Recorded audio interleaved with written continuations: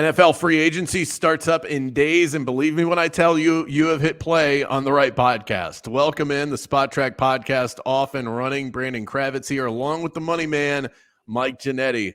Mike, it's been an exciting few days in your world. It feels like every day you have had some massive news to report and comb through some different numbers, and I can't wait to get into it. I assume you were talking about the NHL trade deadline, which is today, exactly right? Figured we'd open with that. Can you believe that I had to find time for like 7 NHL trades amidst all this mess, especially here in Buffalo? I've been all over the radio here talking about the 12 big moves that Buffalo made yesterday. But sure, it's that time of year. This is kind of what we're used to now. So it's just par for the course. So excuse my ignorance. I don't cover a lot of hockey in Orlando, but the trade deadline in hockey is now? Yeah, and it's actually pretty good. It's almost always pretty good, by the way. It's been one of the better leagues to follow with that. You get first. Isn't it a little late in the season for this? Yeah, I don't know. It is actually. Usually it's February, so we're a little late. We're a little behind here, but I don't know. This first round picks getting tossed around and like superstar defensemen. This is sort of what happens every year, so it's kind of sneaks up on you. But got to keep up with the rat race, man. All right. You know what? We'll do my due diligence moving forward. Let's start with Russell Wilson. Now, we all saw this one coming. The Broncos officially notified him of his release. He leaves behind $35 million in dead cap this season, 49.6 next season. It is ugly numbers here. Yeah. Is this as poorly as you've seen a contract extension go in the NFL, at least as of late, with all this new money that's been flowing into the league? Yeah, I think so. I really do think so because of age, because of everything brought together, right? I mean, everybody keeps pushing back on Deshaun Watson. I don't know. Kid's like 27, right? I'd take a chance on that at that position. So this is it. This didn't have to happen. The compilation of the trade assets plus this extension plus then what you did with Sean Payton, right? I mean, you had to know bringing in Sean Payton was going to be polarizing to your franchise, right? I mean, did you think he was going to come in and just ask, hey, what should we do now, guys? No, he was going to come in hammering, right? And if anybody kind of stepped out of line, you knew this was going to be it. And Russ is his own animal, and he's 36 and doesn't want to deal with, a lot of the minutia. And here we are. So, by the way, I'm still not convinced that Denver's not just going to rip this Band-Aid off and take $53 million at dead cap this year. Why not, right? Why not just amplify the story to the nth degree? So we'll see what happens over the next, I guess they have about 10 days to decide on this option bonus. But still TBD on how they're going to handle this post-June 1st release. It's the story that keeps on giving. So they don't have to spread this out over years if they don't want to. They could just take the big blow at once. They definitely have to spread it out because if they don't spread it out, it's $85 million. So, I mean, that would be the story, but it's not going to happen. So they have an option with how they treat $22 million of this cash they have to pay him. They can either make it salary and take it all in 2024, or make it an option bonus and spread out 4/5 of it down to 2025. So it's really just a do it now, do it later kind of scenario. But for selfish purposes, I'd love to see him have a $53 million cap hit in 2024 so I can keep referencing that with how that's more than the Carolina Panthers entire offense accounts for at times, which I'm sure is going to be the case. Isn't there a part of Denver that owed it to themselves to try and make this work just because of the extension they signed? And it's not like he was that bad this past year. Here's my Greeny take. Here's my Greeny get up poll question for you. Are we going to in 18 months, Are we gonna think this Russell Wilson thing was still the biggest disaster ever, or was hiring Sean Payton the biggest disaster ever? Right? Because that's why we're here. Because you're right, Russ was average. He's not worth $39 million this year. He's not worth $37 million next year, and that's what it would have cost to keep him around for 2 seasons. But he wasn't the worst. No, he wasn't terrible. And you could probably have amplified the roster a little bit and made him worth it, just like Seattle did for 3 straight seasons. I mean, Pete Carroll's not an idiot. He knew what he was saying out loud. They could have done that. They could have gone that route, and maybe they'd be an average team, and we'd hate it all anyway. But I don't know. I don't know that Russell Wilson was the bigger problem here. And that's TBD over the next couple of seasons. Yeah, that's a fun storyline to follow. And honestly, I think one of the better topics that you would see on a Greeny podcast. Sorry, Mike Greenberg. Shade, early shade. It's not his fault. He gets fed this stuff. Yeah. Is there a glass half full way of looking at this from a financial lens, at least as it pertains to this year and how the Denver Broncos could approach the free agency period that's coming up? Yeah, I threw some sarcasm out there, right? Like, at least you're not losing cap space if you just keep his current cap number all year and yada, yada, yada. We've talked about this before, and maybe even in regards to this. I applaud Denver. If this isn't the guy they want at this position, I applaud them for feverishly getting out of this thing when nothing says it should happen, maybe they go and get Bo Nix and he's immediately great. And we all kind of turn around and say, God, Sean Payton's a freaking genius. Probably not, right? But that's possible. That's possible over the next 6 months that this storyline goes from 0 to 100, and that's where the Broncos stand. Now, they're still releasing good players. They just released Justin Simmons. I have a feel like Garrett Bowles is next in line, and who knows, with Jerry Jeudy and Cortland Sutton. So there's a world where they win 2 games next year as well. So it's just a matter of Sean of Payton survive that. Yeah, he gets 2 seasons. I was thinking about that, right? He gets 2 seasons to at least get through this whole thing that he's done, and then at least give himself a chance with a young quarterback to go from there. Or is this just going to be Kirk Cousins, right? Are they just going to take the other 36-year-old quarterback that they like better, who will just listen to Sean Payton and stand in line? I don't know. A lot of ways this could go, but I do think that the draft is where they want to go. It's where a lot of these teams want to go. And if it's starting over and resetting, there are 3 or 4 notable players on this roster that other teams are probably ready to poach in the next 2 weeks. If they do go the free agency route, because I think that would be the only way to answer this question properly, would the Denver Broncos be spending the most at the quarterback position overall in the NFL? Yeah. Just alone right now, Russell Wilson's dead hits are going to be some of the top hits in all of football. Certainly, if they take on that 53 this year, it'll be historical. I mean, we'll never have a cap hit like that in NFL pass. So there's no question that's going to be the game. So you don't want to do too much in terms of what you're going to bring in here. I heard some people mention Justin Fields. They don't even have draft capital to go acquire Justin Fields. What are we talking about here? I mean, so there's options. I just don't know what's in their head right now. I can't really read this roster, but we'll see. If it's a full tear off, like I said, interesting names to watch here.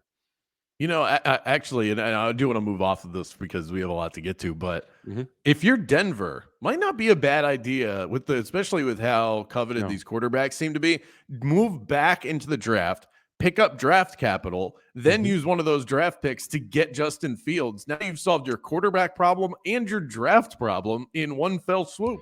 Yeah, possibly. Right? Possibly. I think you're going to see a lot of people clamoring for them to get one of those guys that slips. But all that does is start the timeline so quickly, right? I mean, I mean, this doesn't look like something you can fix quickly. Let's put it that way. But if it is, then I guess going that route makes a heck of a lot more sense than maybe trying to slow play Bo Nix. But your next question is probably going to be what's next for Russell Wilson. It's fascinating to me that Denver, as what a show of good faith, has allowed him to already go and start to negotiate contracts. That's not something you see too often, and that was made public for a reason. They wanted that optics out there. So Russ has been talking to Minnesota and Tampa Bay and all these other teams that are in need right now, Atlanta probably, and trying to work something out. Here's my assessment on what's happening. Certainly, he's going to take the league minimum right now for $1.2 million because you don't want to mess with Denver too much. I would be surprised if there's a 2nd-year guarantee on this thing, like an inflated 2nd-year guarantee, where we get to a situation where Russell Wilson is not just a 1-year flyer for somebody, but maybe a quarterback for the next 2 seasons on a really nice 2-year contract. But remains to be seen. The Steelers right now are the betting favorite, according to DraftKings Sportsbook, at -200. Wow. So a pretty overwhelming favorite. Now, they've come out and sort of said that Kenny Pickett is the guy, so they're trying to deflate that conversation. But I do like the fit, and I do like Mike Tomlin with Russell Wilson quite a bit. So we'll see if that has any traction. Yeah. It could be competition brought in. This is odds posted as of yesterday, so it's pretty updated. Raiders +250, Falcons at +475. So Yeah. Don't know if that means anything. The Raiders but tried to get him pretty hard when he was available, right? That was a team that wanted him. So yeah, and now they have new leadership, so Mhm. maybe not as interested now. The positional tag for running backs increased to 11.95 million this year. Are you surprised at all that not a single running back has been franchise tagged? The only real candidate for that number, Brandon, would have been Swift out of Philly, and you know how they operate. It's a Yeah. revolving door. So that was never going to happen. You know, Barkley and Pollard and Jacobs all had inflated numbers because they were on second franchise tags. I'm a little surprised that Barkley didn't get a second tag. I really am. The Giants are so stuck. Why not just keep that guy for one more year? But I guess, you know, there were some big pushback with where things are headed. And if is Daniel Jones even going to step on the field in 2024 and things like that? That's all real. That's not just, you know, combine rumors, by the way, because he's got an injury guarantee in 2025. And who knows what's going to happen with that franchise over the next 6 months or so. But it's a great class, right? All Yeah, this it does is. is amplify a really great running back class. Between running backs and safeties, you've got all pros all over the place about to hit the market on March 13th. So if that's a position you guys need for your specific team out there, there's going to be value and there's going to be really big star power, and it could really make an impact in 2024. Yeah, when I saw the wide receiver names drop off, Mike Yeah. Evans, T. Higgins, Michael Pittman, I thought, man, here we go again, another free agency period that Mm-hmm. is okay, but not really that interesting. And then I pulled up the list, and I'm like, actually, this is quite the year to rebuild a team on the fly via free agency. And I think the running back class might be the star of the show. If you take positional value out of it, but just overall star Right. power per position, is it a running back free agency? Like, is that the top of the line for you Yeah. in terms of quality? I'd say running backs, edge defenders, and safeties really strong in those regards. And we'll see if a couple more roster bubble releases happen over the next week or so that amplifies a couple other situations. But we're actually about to launch a really quick and dirty tool on Spotrac, Brandon, where you can kind of predict where some things are headed with some certain positions. So, for instance, we've given you every single unrestricted free agent running back. You can pick their team and you can pick how much guaranteed money they're going to get, 0 through 40 million, because McCaffrey's on 38 million and nobody's going over that right now. So you're going to be able to put together like a list of 15 running backs, where they go and how much they might be guaranteed over the next. I did it twice and my list was different every time, but you know, throwing Austin Eckler on the Chiefs and Saquon Barkley on the Chargers, and you know, Alexander Madison on the Bills, and all these things that seem like so logical. And then you go to the guaranteed portion, you're like, oh my God, I can't go more than 4 million on on J.K. Dobbins, right? But it's wild how things have changed at this position. But the list is absolutely phenomenal. That's great. I threw out a tweet last night just pairing up running backs with teams based on how I felt they could fit, but this would take it to a whole new level. So is this still in beta form, or can we go and use this? I just tested it this morning. We're just going to add a way for you to kind of snapshot a screenshot so you can post it on socials, and then we'll take it live on the Twitter sphere and things like that. But it should be fun for people. That's great. That's awesome. So among the players that were and were not tagged, is there anybody that really stood out to you that we're going to see that has been tagged, or the guys that have been thrown back out into free agency? No, I was pretty confident that the players that got the tags were going to be tagged. You know, the transition tag is always fun. That's kind of like the rare unicorn sighting that the Patriots threw at Kyle Duggar. I think what's interesting mostly is that I believe 2 of these players are going to get traded. You know, L'Jarius Sneed is almost a lock to be traded. It sounds like his offers are already flying in, as you might imagine. You know, the Houstons, the Indies, those teams in the fringe have to be all over that player. And I think the same might be true for Brian Burns. I don't know why Carolina would keep him around even for one more season if they're just still treading so much water, when you could probably get the exact same trade that you had a year ago that you said no to right now on this franchise tag without having to pay another dollar. So those are 2 players that I'm watching right now just to see how things operate. But for sure, Snead's going to go. It's really just a matter of who, where, and how much. Why do the Chiefs continue to do this dance with Chris Jones? He's Yeah. so important to their success. Like, why even mess around with this? Well, I'll tell you why they're doing it right now, because they won huge last time, right? I mean, so much so that A, he came out on Twitter and said, "Well, that didn't work," and B, when he made that incentive, do you remember the dance he was doing on the sideline with his teammates, right? As if to say, "Well, hey, I got a little bit of a win here, right? I'm my $1 million payback." It was comical. It was great. The relationship has to be absolutely rock solid with these two sides. So this is just business. This is just going back and forth to make sure that the Chiefs don't go $1 more than they need to, and Chris Jones doesn't lose another $1 more than he already did last season. We're going to end up here in like the 3 at 27. Like 75% of that fully guaranteed. It's not going to be Aaron Donald's contract. It never was going to be Aaron Donald's contract.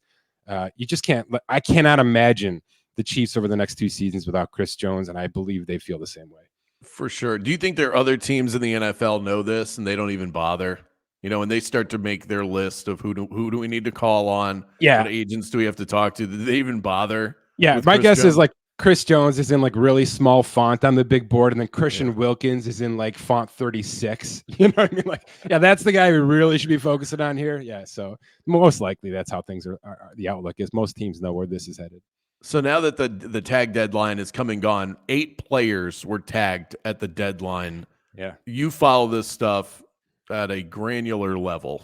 I'm starting to do so more that now that you and I are doing these weekly episodes together. It feels like a low number to me. Is that a normal number? Or is that lower than usual for only 8 players to be tagged? It's such an advantage for these teams. You would think that overwhelmingly these teams would want to use that on somebody. So it's 8 franchise, 1 transition. So actually 9 total. I believe last year we had 6. I'm looking at the list right now. There were 8 in 2022. 2021 was the big one. We had 10 in 2021. And honestly, for a couple of years, we were going 10 plus on franchise tags as teams sort of figured out this whole cap stuff. And by the way, we had really small cap increases during the COVID years. So that was a factor. Teams were pinching pennies wherever they could in terms of just keeping players on the roster. I imagine this is something that starts to go down and down and down if we get $20 million cap increases, because the franchise tag value will increase as the salary cap increases. And you should, if you're doing your job correctly, you should have more room to operate with extensions and cap conversions and things like that. So I don't know that the need for this tag will become as big as it was to start the last iteration of the CBA. But it's a weapon for these front offices to be able to use. It really is, and it's leverage that they can hold. So it'll never go away until the CBA absolutely removes it, and I'm not sure that's ever going to happen. But I do think that it's a little bit down this year, and that may be a trend we can start to bank on over the next 5 seasons or so. And part of that too, I would think, is how much these teams know that players hate it.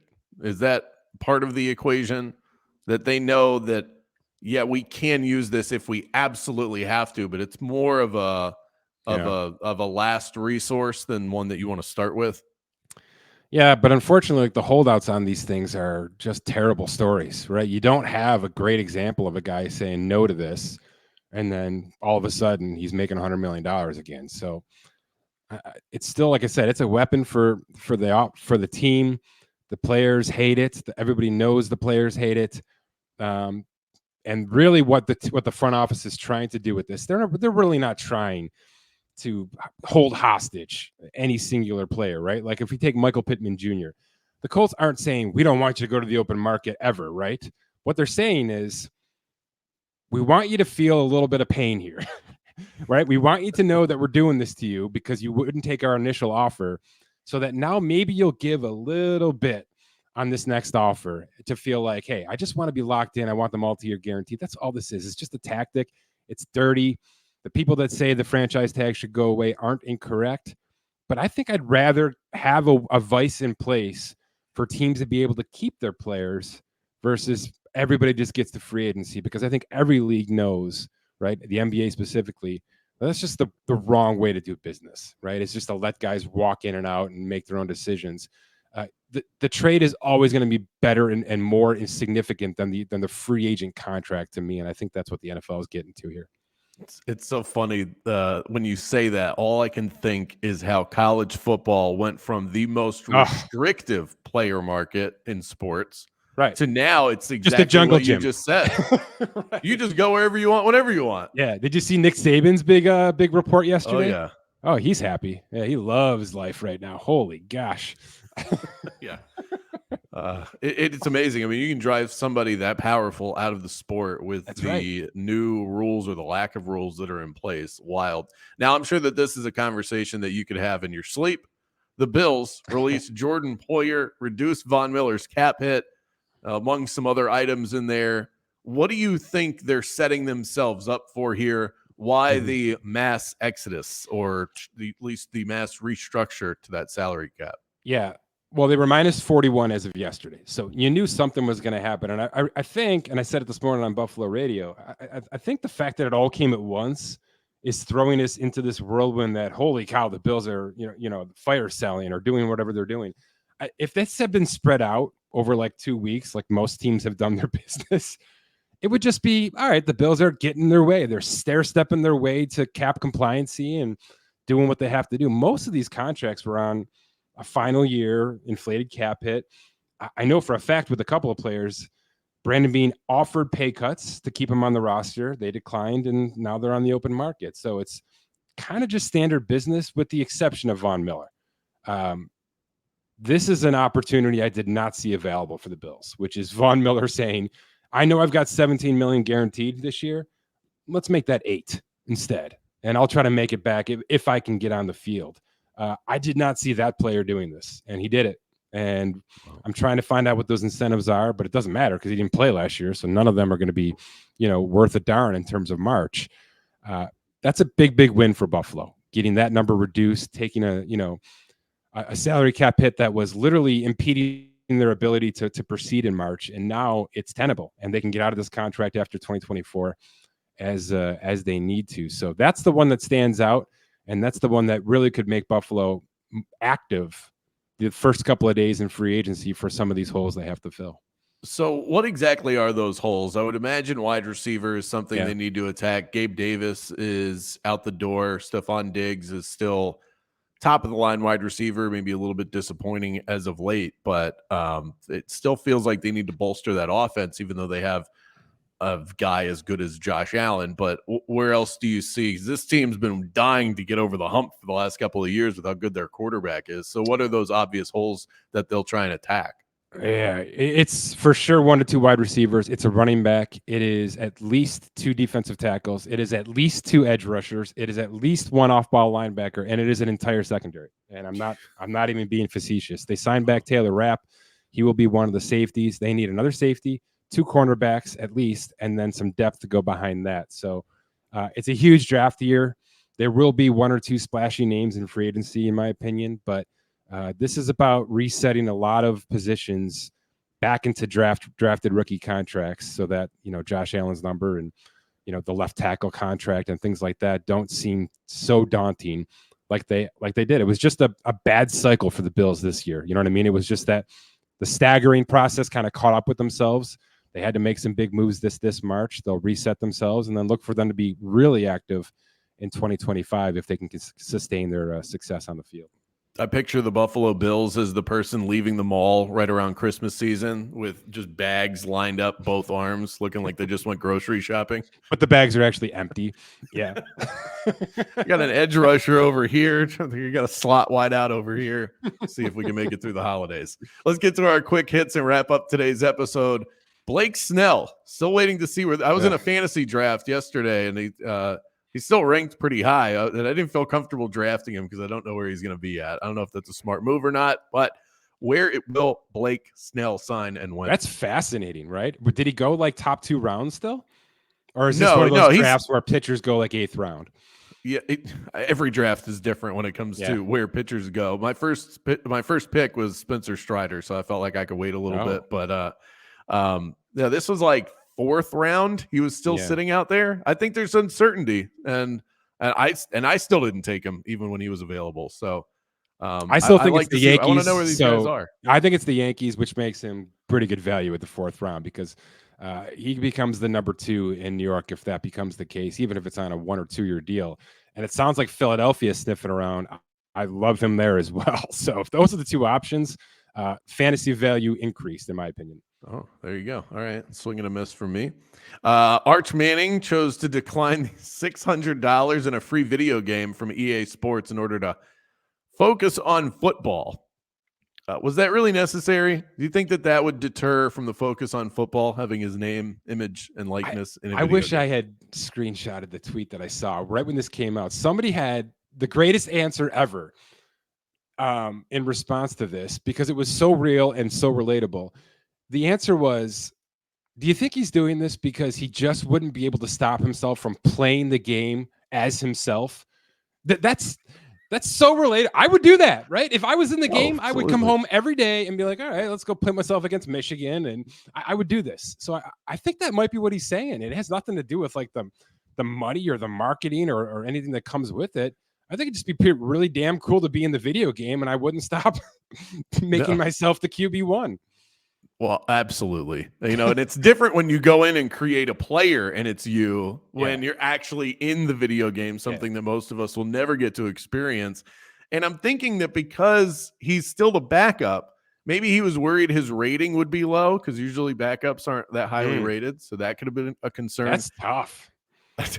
like he'd be a he gets 78. He gets like a week 2 injury and he gets all spooked and gets Zach Wilson ghosts.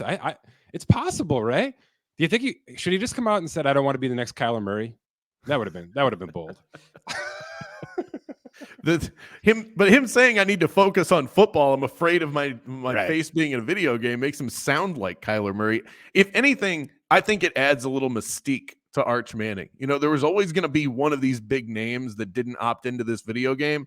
And then I remember there was a game when I was a kid where Michael Jordan was like the 1-star player that wasn't in it, and he had a different name. It was like Brian Smith, 23 for the Bulls. Yeah. And there was mystique around that. Like, oh man, could you imagine if Jordan was in this game? So maybe he's trying to do that, a marketing ploy. Yeah, I get it. Jason Kelce walked away from football this week, an emotional press conference. My question to you, though, is on the financial side. He made a lot of money in his playing career in the 80s, right? In terms of the millions. Yeah, 81, third most all time among centers. Yep. If you had to lay a bet on it right now, do you think he makes more money throughout his broadcasting career than he amassed during his playing career? That's interesting. Does he stay on his own network, right? And just kind of, does he Pat McAfee himself a little bit here for a while?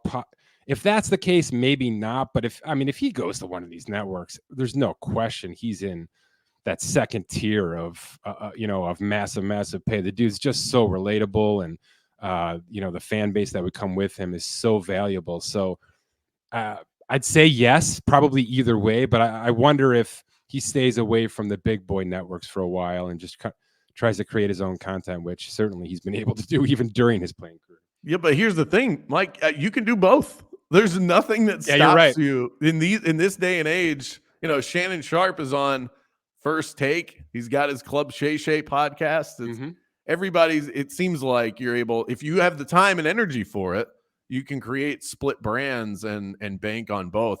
CBS, Fox, NBC, they are knocking this guy's door down right now. Well, look, he would because be the right hottest now, free agent. Because also right now you have a direct connection then to Travis, which has a direct connection to Taylor Swift, which is that's billions. That's literal billions in terms of what you can bring in and might be able to put together. So at least for the next 2 seasons, right? Travis Kelce's current contract, that's a part of his negotiation process for wherever he's headed next.